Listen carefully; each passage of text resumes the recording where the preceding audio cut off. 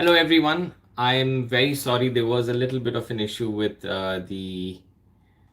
um, with the camera, and I think I have to I couldn't get the scheduled video, so I've just changed the link, and there are, I think, a few others. We're just waiting for a few more to join in because this is a new link that I've sent across. I'm sorry about it. Please give me another 2 minutes and we shall start.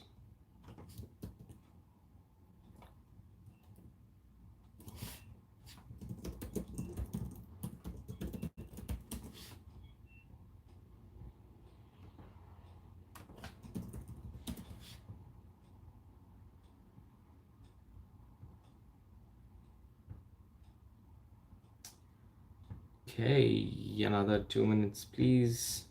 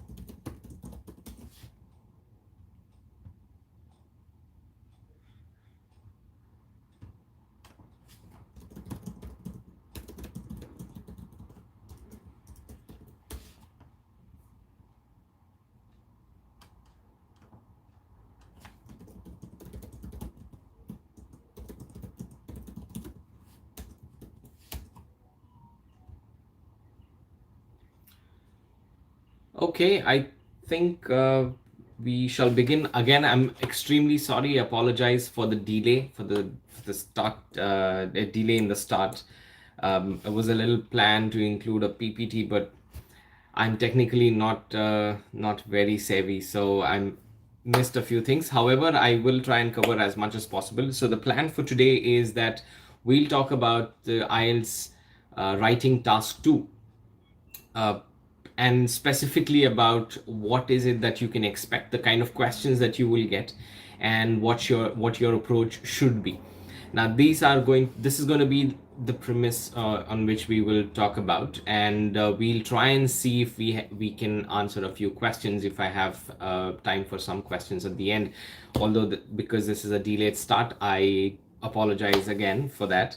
So let's start looking at what the IELTS writing module will include.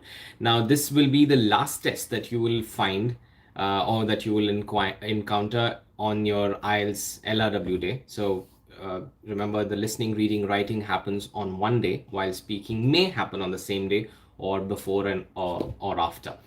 So after listening, reading, and writing, then I'm sorry, you get the writing, which is for a total of 60 minutes, an hour, to do two tasks, task 1 and task 2.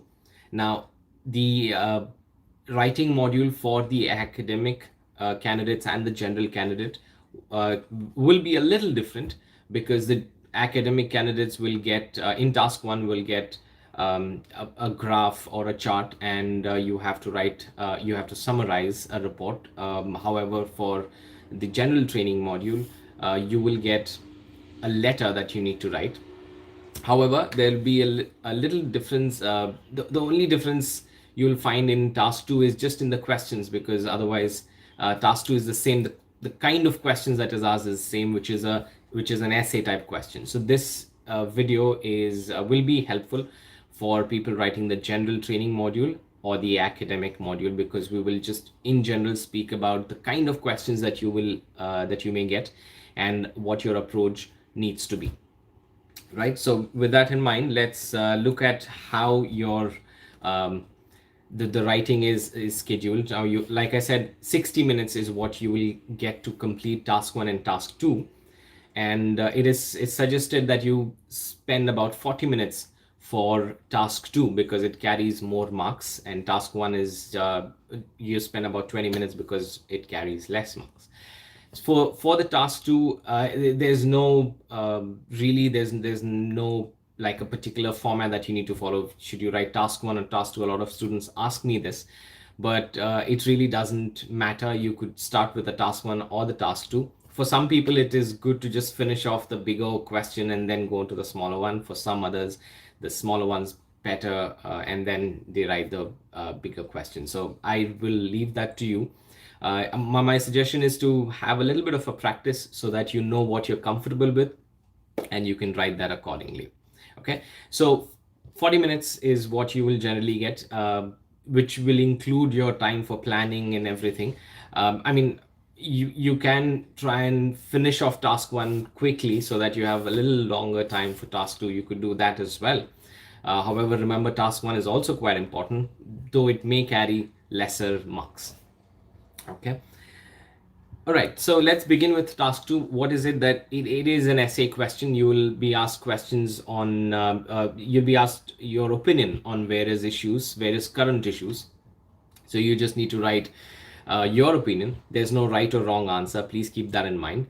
And you have to write a minimum of 250 words.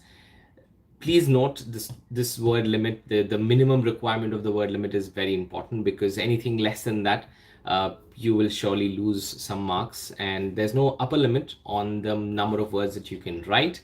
However, don't write too much, because there's not much of time for you to write. So it's going to be a small essay. We'll see how many paragraphs that you can write. However, just note that you need to follow the word limit. Minimum of 250 words have to be written.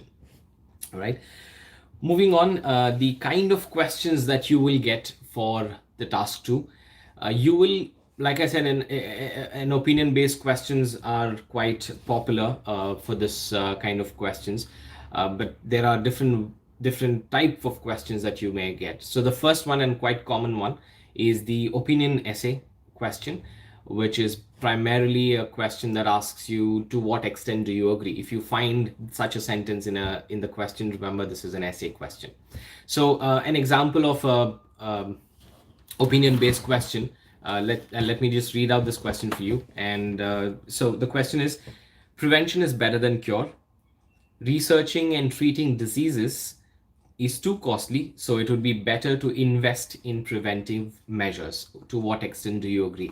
So the question, I mean, it's basically, they state a problem, they give you a problem. The problem here is, or the statement here is that prevention is better than cure, and treating and researching on diseases is too expensive, and hence a lot of that investment should go into trying to figure out preventive measures. To what extent do you agree? So clearly this is an opinion based question. You just need to write your opinion. Again, remember, there's no right or wrong answer. You can write what you feel. If you feel that no, prevention is not better than cure, more and more money should be spent on treating and researching about the disease than in preventive, than looking at preventive measures, it's fine. However, you just need to justify your stance. So you may be speaking for or against it. Make sure you are able to justify your stance. You need to tell the examiner why you think a certain thing, and that's where your 250 words come in, because you're able to write so much, right? So that's just an example of an opinion essay question. And let's look at another type of question. Another type of question is the discussion essay question. Here, let me just read out the question for you. For example, there seems to be an increasing number of serious crimes committed each year. While some think that the best way is to use death penalty as a deterrent, many people believe that other measures will be needed.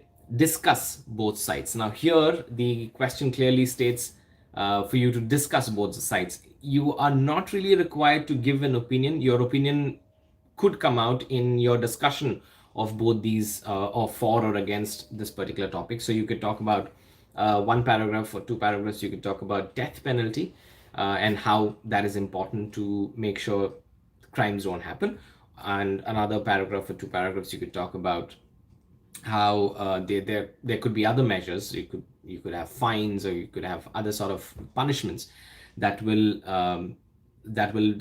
reduce crimes. So clearly what you're doing here is you're just discussing this particular topic, and you're giving both the sides of the coin. You're saying how is death penalty going to help and how are other measures going to help. That's about it. So you're not really looking at any other you're not giving any other opinion. It's just discussion of both sides, right? So let's move on quickly to the next one, which is called the solution based question or solution essay. Let's look at this. In many developing countries, there is a problem with declining quality of air and water from both industry and construction. What measures could be taken to prevent this? Clearly, there is a problem given, and they're asking you for a solution. Now, again, remember, solutions can be 2 or 3 solutions. Each solution is one paragraph, and you discuss all of them in detail.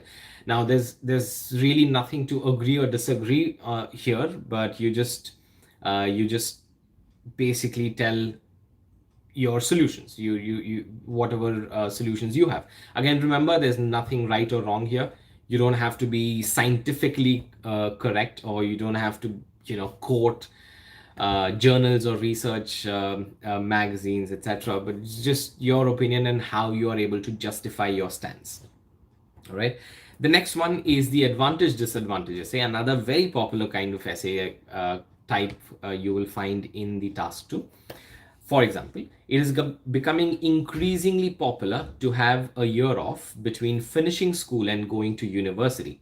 What are the advantages and disadvantages of this? Now, clearly, they give you a statement and ask you to talk about the advantages, disadvantages. It's more like talking about the two sides of the coin. What are the advantages and disadvantages? Something similar you probably remember is in your discussion essay, where you will be talking about both the sides. And similarly here, you'll be talking about the advantages and the disadvantages, merits and demerits of both. Again, no right or wrong answer. Moving on to the next one is the direct essay question. Let me read out a question for you. Success is often measured by wealth and material belongings. Do you think wealth is the best measure of success? What makes a person successful? So here you are given a statement. The statement is success is often measured by wealth and material belongings. Now they're asking you a couple of questions. Do you think wealth is the best measure of success? One question. Second question, what makes a person successful? Now, this could be categorized as an opinion question because clearly the questions that are asked are opinion questions. So, however, you sort of get a direction in which you need to talk about, or in the direction you need to take in the essay. So the first paragraph, for example, could be just about what is the best measure of success? So I could say, maybe happiness is not money, but happiness is the best measure of success. Another question is what makes a person successful? Maybe I could talk about having, for example, I could talk about having a big house or a car is what makes a person very successful. So this is a direct essay question that you may get. Now, these are the 5 different kinds of questions. Now, primarily, remember, it's more to do with opinions, more to do with your ideas and how you're able to express them. Because the criterion for correcting or marking these questions, or sorry, your answers, are basically 4 of them. And these 4, first one is the task achievement. What this means is, are you able to answer to the question, to the point, or are you digressing too much? So that's your task achievement. Are you able to achieve the task, in simple words? The next, and it carries 25% weightage, or 25% of the marks. The next one is coherence and cohesion, which primarily talks about the logical flow of information, how your information is flowing from one paragraph to the other, in a smooth manner. It's not hodgepodge. You're not just taking ideas and put it in one place, but it flows gradually from one paragraph to another, and there's a logical sequencing to it, and that's why paragraph division becomes important. We will talk about that a little later. The next, again, this is also 25% of weightage. Then we have the lexical resources. Lexical resources are the vocab and how good your vocab is. Now, a lot of students ask me, a lot of people ask me, is does lexical resources mean that I need to use big words, complicated words, words that are probably some scholars would use? Not necessarily. You don't have to really use very complicated or difficult words. The point is, are you able to use the words accurately, and do the words have the correct meaning in that particular sentence? So that's what they're looking for. Another aspect of that is, do you have the ability to use different words for a similar meaning, which is synonyms? So if there is an opportunity for you to use the word, let's say, capital punishment, the essay is about capital punishment, and you're talking about capital punishment, and in one place they will also look at if you're using synonyms for capital punishment. So in one place you're using that word, another place you're using death penalty, and things like that. So that also shows your lexical resources, how different or how varied is your vocab. That's another 25% for that. And the last one is the grammatical range and accuracy. They will look at your grammar, prepositions, articles, although not too big a criteria. They'll also look at SVA and tenses and everything related to grammar and how accurate you are in the usage of grammar. That's important. Again, that's another 25% for that. Right, so that's that's the type of questions that you will get, and that's the kind of that's the marking criterion that is followed to mark your essays. Moving on to the next one, let's look at how do we approach this, or how do we write it. The first thing that we need to keep in mind is how many paragraphs do I need to write. And remember, paragraph division is important, coherence and cohesion is important, how the information flows from one point to another, how from one paragraph to another. So for keeping that in mind, it's important to talk about the essay structure, how many paragraphs we have. You should be writing between 4 to 5 paragraphs. Write a minimum of 4 paragraphs, nothing less than that, because you will have less words, and you'll not be able to cover a lot. And not too much, again, because you may not have the time. It's just 40 minutes. So ideally, your introduction should have 1 paragraph, and then your body will have 2 to 3 paragraphs, minimum of 2, maximum of 3 paragraphs, and then the conclusion again is 1 paragraph. So that's primarily 4 to 5 paragraphs. So introduction and conclusion can have about 50 to 60 lines, 70 maximum. We don't want to spend too much time introducing the topic that we don't go and talk about the essay itself. So about 50 to 60 words in introduction, 50 to 60 words in the conclusion. So you would get another 150 words in the body of the paragraph, body of the essay. And let's say if you're writing 3 paragraphs, you'll write 50 words each. So that's easily about 150 words that you've covered. So that's the essay structure that we need to follow: 1, 2, or 3, and then 1 again. That's simple. Now, so what is it that we need to write? Because a lot of my students have a difficulty writing the introduction, because sometimes I've seen students write huge introduction paragraphs, maybe 2 or 3 paragraphs. Really, it's not needed.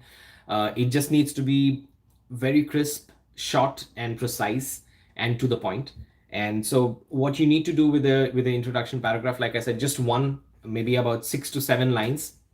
What you need to start off with the introduction paragraph will have 3 aspects. One is your paraphrase, and then comes the thesis statement, what you believe in, what is your opinion, and then comes the outline, what are you going to talk about in the essay. This is your structure for the introduction paragraph. Now, I will make another video, or we could have a live session on the introduction paragraph itself, because I've seen a lot of students need help with that. We need to look at what do we need to paraphrase, how do we do it. So we'll talk about that in detail, because that itself is a big topic. And then comes the body of the essay. I mentioned earlier 2 paragraphs minimum or 3 paragraphs maximum, And now what is it that we need to write in the paragraphs? Remember, it needs to be concise, crisp, and to the point.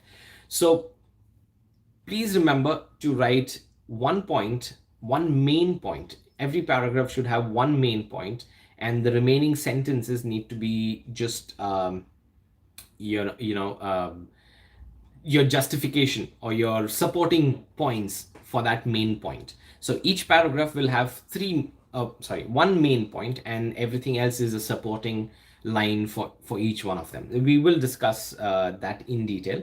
And then, of course, your conclusion. So what is it that we need to include in, and how do we approach this? And we will discuss this now. So let's talk about the steps to write the essay. We know what goes into the essay, we know how many paragraphs go into the essay. We now have to discuss how do we approach it, how do we write it. So we've answered the first question. We've looked at what is the essay question, what are the types of essay questions, how your essay needs to look like, and now how do we approach what is the actual act of writing. So the first thing that you need to do when you get the question paper on your IELTS test day is read the question very clearly. Read and understand the question. Read it again if you need to be very clear about it. Identify the question. Identify what exactly is the question asking about. That's very important. You need to be able to look for look from the perspective of the examiner. What is it that he's looking for? Okay, that's the first one. And then you go on planning on how you're going to write the essay. And then you could also make notes if you'd want. I suggest make notes because sometimes we tend to forget. There's a lot of, it's a tensed environment. It's a test, it's a high stakes exam, so we tend to forget. The question booklet is a place where you can make notes, you can write your points, whatever you think of, and then go on the actual writing exercise when you write the essay actually, and then you review it for maybe a minute. Now, just a moment. Right. So let's analyze writing one particular essay. Let's see how we write it, what do we need to do, or how do we approach this. So I'm taking one example of the same question that we spoke about some time back, which is prevention is better than cure. Researching and treating diseases is too costly, so it would be better to invest in preventive measures. And to what extent do you agree? All right, so let's look at the steps to analyze. Just before that, I think we will have some time to answer or discuss a few questions. So in case you have any questions, please use the comment section to ask the question, and I'll hopefully answer them as and when I get it after the discussion that we have about the steps to write the essay. So please go ahead, use the comment section to ask a question, but we may not have a lot of time, so I may not be able to answer all of them. I'll try to answer them later on in the comment section. So let's look at this question, steps to write the essay. The question, for those, I just repeat one more time. Prevention is better than cure. Researching and treating diseases is too costly, so it would be better to invest in preventive measures. To what extent do you agree? So let's just talk about this. Is this an essay? Is this an opinion essay question, or is this a solution-based question? Of course, it is an opinion-based question because it's asking you to what extent do you agree. So you could either say that you completely agree, you could say that you partially agree, or you don't agree at all. Whatever your opinion is, remember, you need to be able to justify your stance. That's about it. So when I get the essay, when I get this question in my question booklet, the first what I do is I read the question, I analyze the question. What is it that the question, the examiner is looking for? Here, of course, he is looking for my opinion. He's looking to check if I understand the question and I'm able to express myself clearly. So I read that, and then I identify my stance. What is it that I do? Do I agree or I don't agree? Or to what extent? To a large extent, to a little extent, etc. And then I come up with 2 to 3 points in defense of my stance. So if I agree, I come up with 2 or 3 points, and then if not, I come up with 2 or 3 points against it. And then, okay, now another suggestion here that I have for you is, in case you have an essay question, it is better to come up with at least 3 to 5 points in support or against the particular topic, because you can then choose how many which point do you think you can write more, or what are the best points out of the 5. What do you think holds water? What do you think is better to use? And you can choose, you will have an option to choose. So at least about 3 to 5 points, you can come up with those many, and then choose maybe 3 points from that. And then of course you don't repeat your ideas in different paragraphs, which is why cohesion and coherence is important. So let's go through the steps again. The first step is to read the question and understand it. The second is to analyze the question, and then you come up with 3 to 5 points in support or against the point. Well, basically you're justifying your stance, and then you choose whatever points you feel are right, or the points that you can justify better. And then please note, do not repeat your points, do not say the same thing again and again. Now let's come up with a plan. Now I always tell my students, when you do the first step, you read the question, you analyze, you come up with 2-3 points. Please write it down on the question booklet so that you don't forget it. So let's make a plan for this. And so the first one is the question. Of course, we understand the question, that this is an opinion based question. So I need to be able to give my opinion and then justify my stance. I can either agree or disagree with the point, and then justify whatever I have to say. So my plan, it can be different for you. My plan is that I agree to a large extent on this topic. I agree that prevention is better than cure. I agree that we should invest more in preventive measures rather than spending money on treatment. So I'm going to come up with at least 2 or 3 points in defense of my point, in defense of my stance. So let's say I talk about 3 points. What are the 3 points? I say that it avoids physical pain for the patient. Whatever pain the patient could experience, it avoids all the pain for the patient. So that's why prevention is better than cure. Investing more money on preventive measures, making people aware of how to prevent yourself from the diseases is better. So that's number one. Second point is that it saves all the emotional trauma that patients and the families have to go through when somebody is going through a disease and being treated for it. So the second point is that emotional trauma could be avoided. And the third point is that it makes the world a healthier place. So everyone's healthy.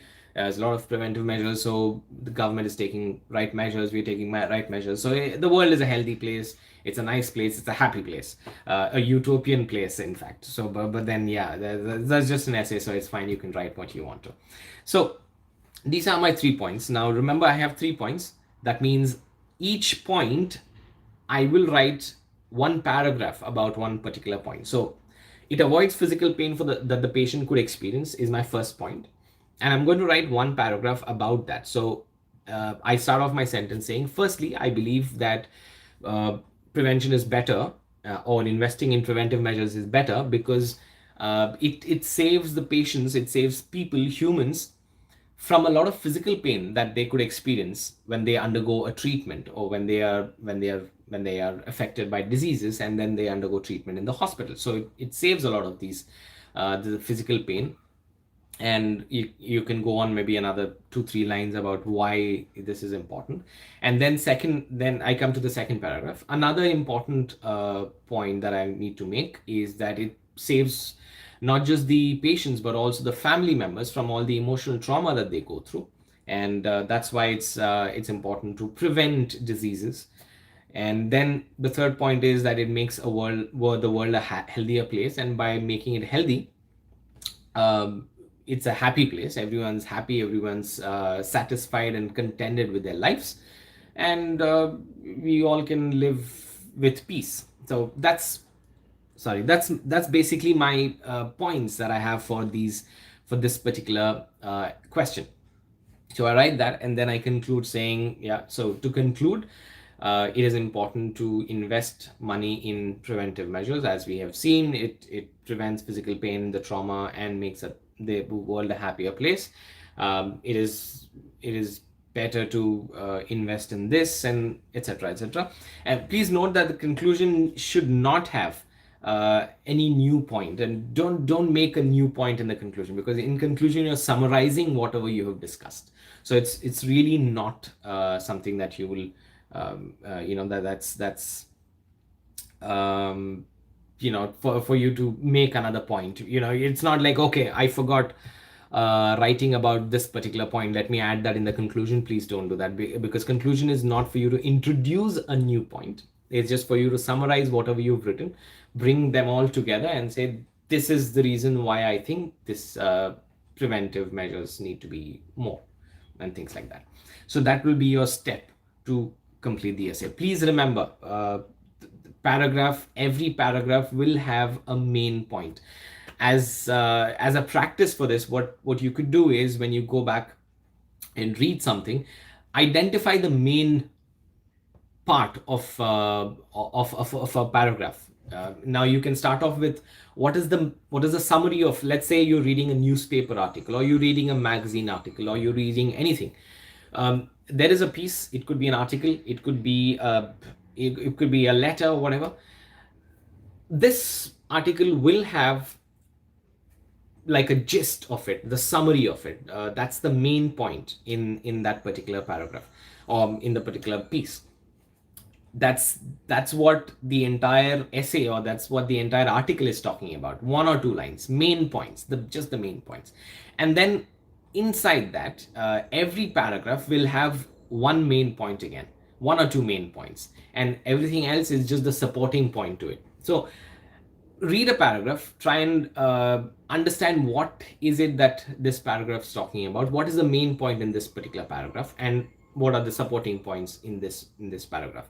So what you're doing then is, you're able to identify and read for general understanding of the piece, of the paragraph, reading for the gist, which is another important skill for your IELTS reading exam. So you're also practicing for your reading, not just for writing. So go back and do a little bit of reading, and try and find out, as you know, as a practice, just develop this, saying, okay, this particular paragraph, this is the main point, these are the supporting points. That will help you even when you're doing your IELTS reading, right? So this is all I had for this particular session.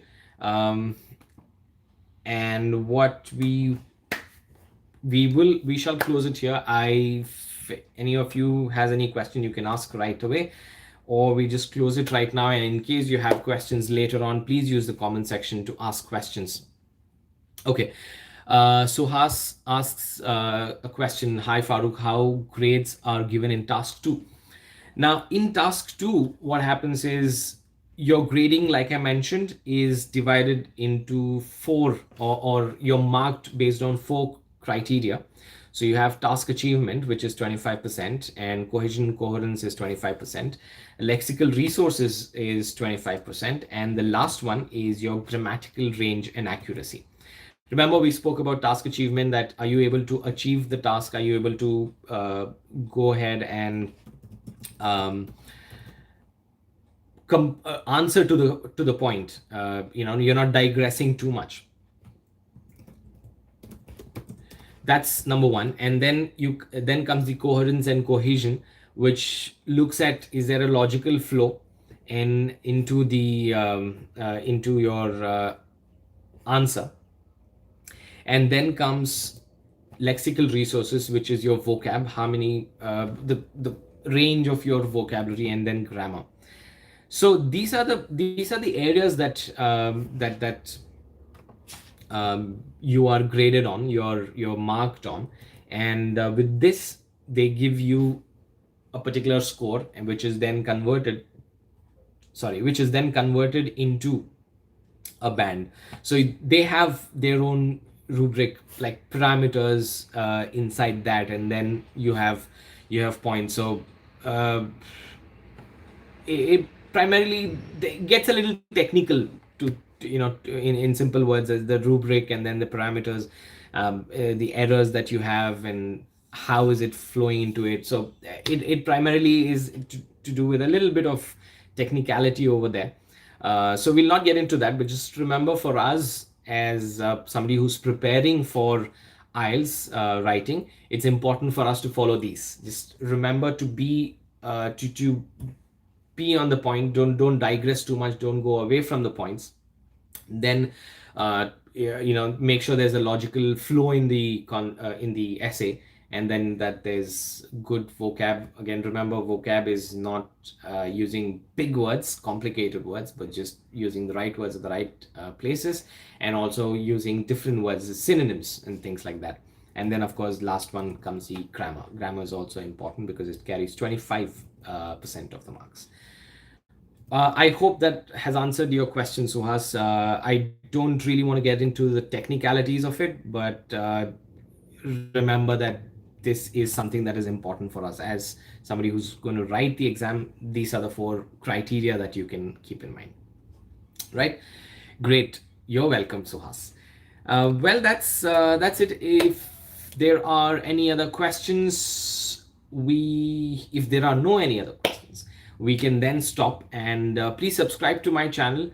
I have been posting videos on literature and a lot of other things, but I will be also starting off with IELTS specifically, and also English grammar and related videos. So I hope you will find this useful. Please share this channel with people people who are going to write IELTS exams, or just taking up the literature exams. For example, I'll be making videos on that as well.